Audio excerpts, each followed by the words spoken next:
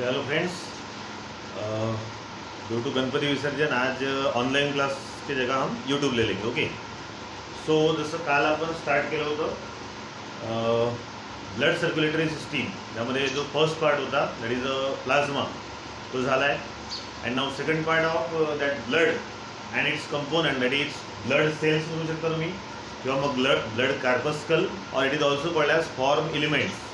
So actually the three main blood cells which are normally present in blood, that is RBC or erythrocyte, then second is WBC or leukocyte, and third is platelets or thrombocyte. So actually chart तसं मी पाठवतोच तुम्हाला आज. तर आज आपलं एक होऊन जातं that is RBC. May be जर थोडासा वेळ असेल तर मग WBC तुम्हाला सांगून देईल, कारण ते एकदा RBC कळलं आपल्याला की WBC थोडं समजण्यासाठी सोपं जातं. जसं काल मी ऑनलाईन क्लासमध्ये सांगितलं की काही जनरल प्रोसेस आल्या आहेत, त्याचे एंडिंग वर्ड वगैरे सगळं आता ते बघू आपण. Now as far as RBC is concern, RBC shows the another name that is erythrocyte. Now the meaning of erythros means red and cyte means cell. So generally we all know RBCs are the red color cell, so simply on that red color basis it is called as erythrocytes. Okay, now size, structure, त्याचं function काय आहे सगळं आपल्याला आता बघायचं आहे.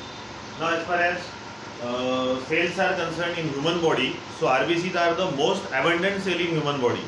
आपल्या बॉडीमध्ये सगळ्यात जास्त किंवा मॅक्झिमम अमाऊंटमध्ये जे सेल आहेत त्यामध्ये ब्लडमधल्या RBCचा नंबर खूप समोर येतो. So RBCs are most abundant cell in the human body. It is normally circular but biconcave in nature. Normally circular size असते, डायग्राम दिली आपल्याला. त्यानंतर बाय कॉन्केव्ह, आता कॉन्व्हेक्स कॉन्केव्ह तुम्हाला माहिती आहे. आता हा कॉन्केव्ह म्हणजे आतमध्ये असा बेंड झालेला part. So circular biconcave and very important part that is it is anucleated. RBC मध्ये न्यूक्लियस नसतो. सो ॲक्च्युली हा सेल आहे, परंतु जसं आपण पाहतो मॅक्झिमम सेलमध्ये न्यूक्लियस असतात, परंतु RBC ह्युमनमध्ये असं आहे की RBC जे आहेत ह्युमनमध्ये त्यामध्ये न्यूक्लियस नाही आहे. इवन मायटोकॉन्ड्रिया किंवा बाकीच्या सेल ऑर्गॅनसुद्धा त्या ठिकाणी अब्सेंट आहेत. Only camel and llama is one of the animal. हे दोन ॲनिमल आहे अर्थवर ज्यांच्या RBC मध्ये न्यूक्लियस आहे, but remaining all RBCs are anucleated or enucleated ज्याला म्हणतो आपण, that is nucleus is absent in the RBC cell. Now the red colour of RBC is due to the oxygen carrying pigment. जसं आपल्याला माहिती आहे haemoglobin actually it is a iron containing compound, आणि haemoglobin generally हा ऑक्सिजनला carry करतो, आणि oxygen आणि हिमोग्लोबिनला ऑक्सी हिमोग्लोबिनसुद्धा म्हणतात. सो ऑक्सिजन हा आयर्न कंपाऊंड आहे, आणि आयर्न जनरली ब्राऊन किंवा रेड कलरमध्ये आपल्याला पाहायला मिळतो, आणि त्याचमुळे large amount of haemoglobin molecule or iron compound is present in RBC. So due to that presence of haemoglobin RBC generally shows the red colour. Now as far as number is concern, आता total त्याला म्हणतात RBC count. जसं मी काल बोललो आहे की आपल्याला blood report आता समजेल हे सगळं झाल्यावर. तर आपल्या ब्लडची जेव्हा टेस्ट करतात तेव्हा RBCचा नंबर मोजतात, WBC मोजलं जातं, कारण याचा नंबर जर कमी जास्त झाला बॉडीमध्ये तर आपल्याला बरेचसं इन्फेक्शन होतं.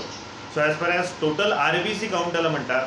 जर WBC असेल तर टोटल WBC काउंट, आणि एक रिपोर्ट असेल CBC, that is one of the test of blood.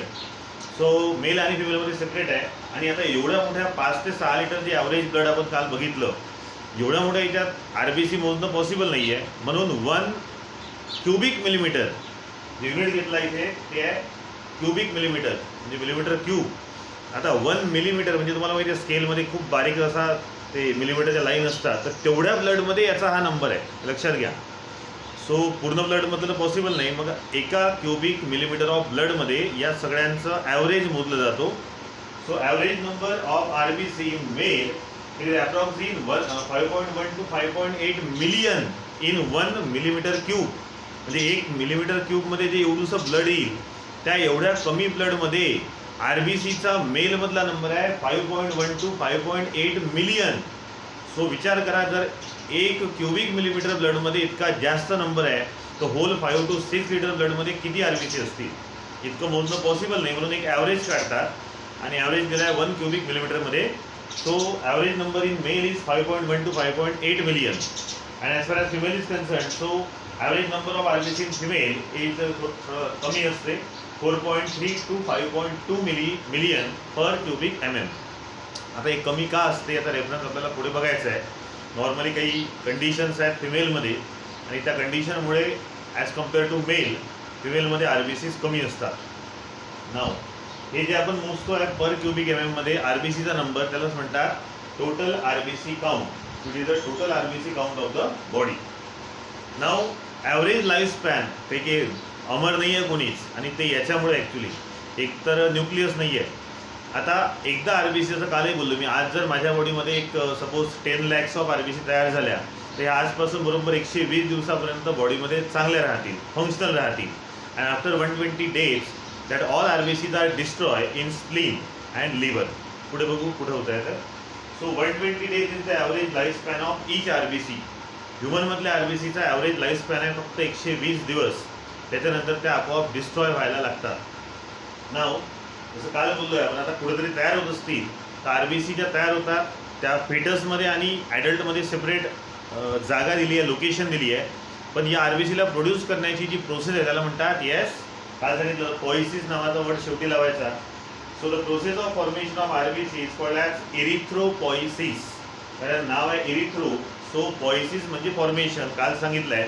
So erythropoiesis is the process of formation of RBC. तेच जर WBC असेल तर मग ल्युकोपॉइसिस, आणि प्लेटलेट असतील तर थ्रोम्बोपॉइसिस. असं हे लिंकच करून ठेवा, पाठच करायला. पॉइसिस म्हटलं की formation. Now production of RBC कोण प्रोड्यूस करते आहे, प्रोड्यूस होते आहे मान्य आहे, परंतु कोण तयार करते तर एक हेमोसायटोब्लास्ट नावाचे सेल आहेत. Yes, haemocytoblast having another name that is reticulocyte. Reticulocyte म्हणा किंवा हेमोसायटोब्लास्ट जे सेल आहेत, जनरली लिव्हरचे सेल आहेत, हे तयार करतात RBCला. आता फिटसमध्ये RBC कुठं जातो, फिटस म्हणजे येस प्रेग्नेंट वुमनमध्ये जो फिटस असतो ना, जो बाळ असतो ज्याची ग्रोथ होत आहे त्याला म्हणतो आपण foetus. So in foetus RBCs are produce in liver and spleen. तर लिव्हर तुम्हाला माहिती आहे, स्प्लीन नावाचं एक लेफ्ट साईडला पार्ट असतो स्टमकच्या थोडंसं साईडला. पुढे आपल्याला त्याचे डिटेल आला आहे. तर हा स्प्लीन आणि लिव्हर या दोन ठिकाणी RBC फिटसमध्ये तयार होतात, जो गर्भ आपण म्हणतो तो. पण as per as adult male and female is concern, आपल्यामध्ये RBC तयार होतात ह्या रेड बोन मॅरोमध्ये, जो आपला व्हर्टिब्रल कॉलम आहे किंवा बोन्स आहेत बॉडीमध्ये. त्या बोन्समधलं हे लिक्विड असतं जे डेन्स आहे, कॅल्शियम कार्बोनेट आणि कॅल्शियम फॉस्फेटनी बनलेलं. त्या रेड बोन मॅरोमध्ये तयार होतात आपल्यामध्ये RBC. आणि याला तयार करण्यासाठी काही महत्त्वाचे प्रोटीन्स पाहिजे आहेत, like vitamin B12, folic acid and heme protein. Yes, vitamin B12, व्हिटॅमिनचे भरपूर टाईप्स आहेत, 10वी झाला आहे. व्हिटॅमिन B12 आहे. त्यानंतर एक फोलिक ॲसिड नावाचं एक ॲसिड असतं, actually it is amino acid. आणि तिसरं आहे heme protein. So that 3 things are required for formation of that RBC. म्हणून तो ॲरो केला आहे, या तिघांच्या माध्यमातून किंवा तिघांच्या प्रेझेन्समध्येच RBC तयार होईल. क्लिअर. नाव जसं आता 120 दिवस लाईफ स्पॅन आहे, so after 120 days that all RBCs are destroy in the liver and spleen. So liver आणि स्प्लीनमध्ये जे RBC after that particular life span ह्या पूर्णपणे डिस्ट्रॉय केले जातील. नाव कालचे पुन्हा 2 पॉईंट, इन्क्रीज किंवा डिक्रीज होणं. बऱ्याचदा ॲलर्जिकल कंडिशनमध्ये किंवा मग काही इन्फेक्शन झालं असेल, तशा वेळेला आपल्या बॉडीमध्ये RBCचा नंबर वाढतो किंवा कमी होतो. सो इन्क्रीजमेंट असेल तर काय नाव आहे, त्याचं काल मी सांगितलं आहे, सायथेमिया इज द वर्ड फॉर इन्क्रीजमेंट. त्याला तुम्ही म्हणू शकता पॉली म्हणजे मेनी म्हणतो ना आपण. तर एक तर पॉलीसायथेमिया और इरिथ्रोसायथेमिया, कारण इरिथ्रोसाइट वाढलेले आहेत. So if number of RBCs in the body are increases, then that condition of body is called as yes polycythemia or erythrocythemia. आणि डिक्रीजसाठी शब्द होता cytopenia. So if RBCs are decrease in the body, जर RBCचा actual जो count आपण घेतला total blood count, तो जर कमी झाला असेल तर त्या कंडिशनला म्हणतो आपण इरिथ्रोसायटोपेनिया. ओके. नाव एक हार्मोन आहे, name as erythropoietin. Remember that word. Erythropoietin is the hormone which is required for proper production of RBC, and that erythropoietin hormone is produced in the kidney cell. तयार होतो आहे किडनीमध्ये तो हार्मोन. पण या हार्मोनच्या माध्यमातून किंवा हार्मोन आवश्यक आहे. तुम्हाला म्हणजे hormones are the chemical messenger which actually acts as a catalyst. So RBC production थोडं फास्ट व्हायचं असेल किंवा प्रॉपर व्हायचं असेल तर इरिथ्रोपायोटीन नावाचा हार्मोन आवश्यक आहे, जो किडनीच्या सेलमध्ये तयार होतो. Now mature RBCs are unnucleated and without mitochondria. Topic झाला आहे, रिपीट होतो आहे. तर न्यूक्लियस जनरली RBCमध्ये नसतो, आणि मायटोकॉन्ड्रिया सारखे जे मेम्ब्रेन बाउंडेड ऑर्गॅनिल आहेत हे सुद्धा जनरली यामध्ये अब्सेंट असतात. Then as far as cytoplasm or cell of that RBC is concerned, so cytoplasm of RBC is rich in oxygen and hemoglobin. कारण ॲक्च्युली याचं मेन फंक्शन तेच आहे, transportation of oxygen. So generally या RBCच्या सायटोप्लाझममध्ये large amount of किंवा large नंबरमध्ये haemoglobin असतो आणि haemoglobin shows the great affinity with oxygen. So त्यामुळे ऑक्सिजन आणि हिमोग्लोबिन नॉर्मली तुम्हाला लार्ज अमाऊंटमध्ये दिसतील in the cytoplasm of RBC. Along with hemoglobin and O2, some enzymes are also there, and the name of special enzyme is कार्बॅनोअनहायड्रेट. कार्बॅनोअनहायड्रेट्स हा सुद्धा एक enzyme आहे जो या RBCच्या सायटोप्लाझममध्ये दिसतो. Now last point function. So first function of RBC is transportation of respiratory gases like O2 and CO2. त्या दोन्ही गॅसेसला आपण रेस्पिरेटरी गॅसेस म्हणून ओळखतो. त्यानंतर maintain the pH of blood and viscosity of blood. आता जसं आपण काल बघितलं की ब्लडची pH 7.4 स्लाइटली अल्कलाईन आणि ब्लडची व्हिस्कोसिटी जे डेन्सनेस असं असतं ते या दोन्ही गोष्टी पुन्हा मेंटेन कोण करतो आहे तर RBC. Second function it maintain the pH of blood and also viscosity of blood. Then it also contribute in the blood clotting. Contribute करतो आहे, हेल्प करतो आहे, कारण blood clotting is the main function of platelets. पण त्या प्लेटलेटला त्या ब्लडला clot करण्यासाठी जसं काल बोललो आपण प्रोथ्रोम्बिन, फायब्रिनोजन असे जे काही हार्मोन्स पाहिजेत ते या RBCच्या माध्यमातून तयार होतात. So it is also contribute or help in the blood clotting. No last part एक हेमोक्रिट म्हणून वर्ड आहे, टर्म आहे. हेमोक्रिट म्हणजे काय तर आपल्या टोटल ब्लड व्हॉल्यूमचा आणि आपल्या ॲक्च्युअल RBCच्या व्हॉल्यूमचा ratio. So haematocrit is the ratio of volume of RBC to the total blood volume. जे टोटल ब्लड व्हॉल्यूम आहे किती आहे तर 5 to 6 लिटर ॲप्रॉक्सिमेट. त्याच्याशी आपण जर रेशो कॅरी आऊट केला कोणाचा RBCच्या ॲक्च्युअल नंबरचा किंवा व्हॉल्यूमचा, त्याला त्या व्हॉल्यूमला किंवा त्या रेशोला एक शब्द आहे, एक टर्म आहे, दॅट इज हेमोक्रिट. आणि हेमोक्रिट रेशो जो आहे तो मेल आणि फिमेलमध्ये दोघांमध्येही वेगळा असतो. Clear. That is about the RBC. WBC शॉर्टमध्ये दिला आहे आणि त्याच पद्धतीने आहे सगळं. चार्ट तुम्हाला देतोच आहे. तर RBC आपण थोडं वाचून घेऊन घेऊ, तर आता त्या बोर्डवर जागा नव्हती. सो कंटिन्यू करतो आहे topic. Okay. So second blood component आपला होऊन जातो याच व्हिडिओमध्ये, that is WBC. Is also called as white blood cell or corpuscle and other name is the leucocyte. आता ल्युको हा शब्द व्हाईट किंवा ट्रान्सपरंट या शब्दाशी सिमिलर आहे आणि ॲक्च्युअली WBC जसं व्हाईट म्हणतोय आपण तर व्हाईटिश दिसतात पण तो ट्रान्सपरंट आहे, तर त्यावरून तो शब्द आला आहे ल्युकोसाइट. बाकी आहे एवढं डिटेल नाही आहे पण बाकी प्रोसेस त्यात येतील. नाव सी ल्युकोसाइट्स आर कलरलेस. जसं मी म्हटलं ट्रान्सपरंट व्हाईट शब्द आहे पण त्याला कलर नसतो. इट इज अ कलरलेस आणि ट्रान्सपरंट आहे, तो एक पॉईंट येईल. So it is a colourless nucleated and amoeboid cell larger than RBC. हे न्यूक्लिएटेड आहे. WBCमध्ये तुम्हाला न्यूक्लियस दिसेल आणि अमिबॉइड, आता जसा अमिबा असतो ना तर त्या अमिबाच्या माध्यमातून किंवा अमिबाचा जो इरेग्युलर शेप आहे तसा सेम इरेग्युलर शेप असतो कुणामध्ये तर WBCमध्ये. त्यामुळे हे त्या कॅपिलरीमधून ओझोस आउट होतात. आता ओझोस आउट म्हणजे काय तर कॅपिलरी जी आहे एक प्रकारची खूप बारीक असणारी ब्लड वेसल, तर त्याला होल असतात, लहान लहान छिद्र असतात आणि अमिबॉइड मुवमेंटमुळे ते WBC जनरली या कॅपिलरीमधून बाहेर पडतात. तो ट्यूब जो आहे त्या ट्यूबमधून बाहेर पडतील आणि याच प्रोसेसला म्हटलं आहे diapedesis. What is diapedesis? Now see due to amoeboid movement. Amoeba असा चालतो त्याचं ते काय म्हणतो आपण स्युडोपोडिया, तर त्या स्युडोपोडियाचं मुवमेंट तसं चालतं आहे तर कितीही बारीक याच्यामधून तो जाऊ शकतो. ते एखादा डायग्राम तुम्हाला सांगेल. So due to amoeboid movement, they can move out the capillary wall by the process called as diapedisis.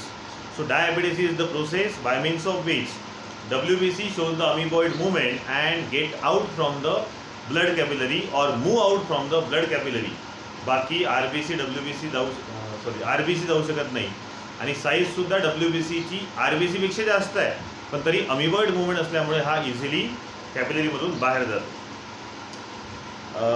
त्यानंतर दिला ॲव्हरेज हे नंबर. ओके.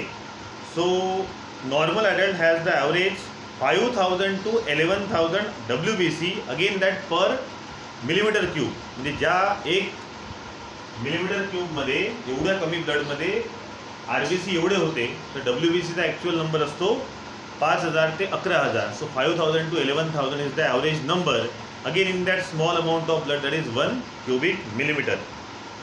त्यानंतर डायरेक्ट मग हे दिलं आहे डिक्रीज आणि इन्क्रीज फॉर्मेशन तुम्ही म्हणू शकता. Now decrease in the number of 1 second. Yes, decrease in the number of WBC that is less than 4000. 5 ते 11,000 आहे ना, जर 4,000पेक्षा कमी झाले it is called as leucopenia. Leucopenia decrease ना, सायटोपेनिया म्हटलं आहे की नाही आपण, तर ल्युकोपेनिया म्हणता येईल किंवा ल्युकोसायटोपेनिया. थोडेसे शब्द बदलतात ते दोन्ही चालतील. आणि जनरली WBC कमी केव्हा होतात तर which is common decrease in the number of WBC it is common during the some disease like AIDS and TB आणि एड्स पेशंटमध्ये जनरली ॲलर्जिक कंडिशन वाढते आणि म्हणून WBC कमी होतात. Remember they are the soldiers of our body. बऱ्याचदा इन्फेक्शनच्या वेळेस हे वाढतील, अरे इन्फेक्शन झालं तर मग यांनाच त्यांना त्या इन्फेक्शनला कमी करायचं आहे, अशा वेळेस ते वाढतात. So increase in the number is called as leuco. करा ना, इन्क्रीजसाठी काय होतं शब्द? Yes, cytopenia. So leucocytopenia sorry cythemia होतं. So increase in the number of WBC is leucocythemia आणि डिक्रीज असेल तर ल्युकोसायटोपेनिया किंवा ल्युकोपेनिया म्हणता येईल. एक ल्युकेमिया नावाचा कॅन्सर आहे WBCचा.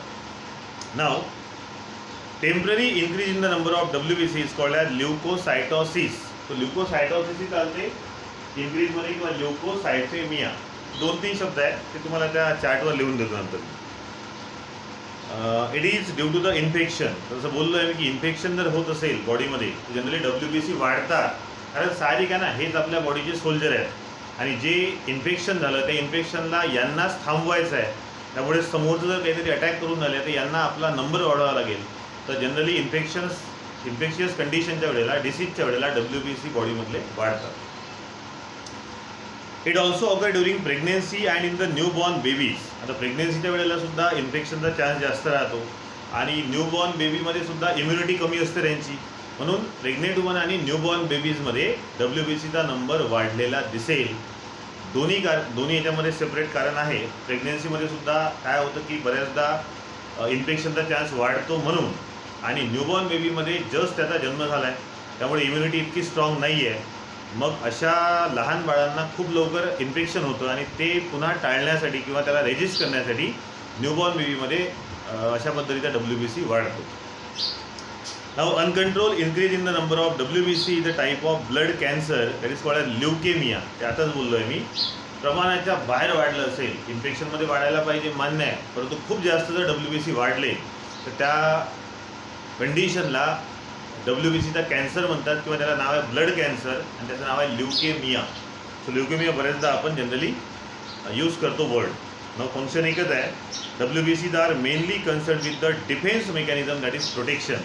जसं बोललो आहे मी की हे WBC आपल्या बॉडीचे सोल्जर आहेत. So that WBC protect us from the various types of disease, pathogen and infection. So that is about the second component WBC. याचे टाईप्स आले आहेत. आता त्याचे टाईप्स आणि मग प्लेटलेट हे आपण मे बी पुढच्या YouTube व्हिडिओमध्येच घेऊ, कारण पुन्हा उद्या आपल्याला थोडं विसर्जनाचं हे होऊ शकतं आणि सध्या फेस्टिवल वगैरे चालू आहे. सो नेक्स्ट टॉपिक पुन्हा आपण उद्या ॲज इट इज YouTubeवर घेऊ. ओके.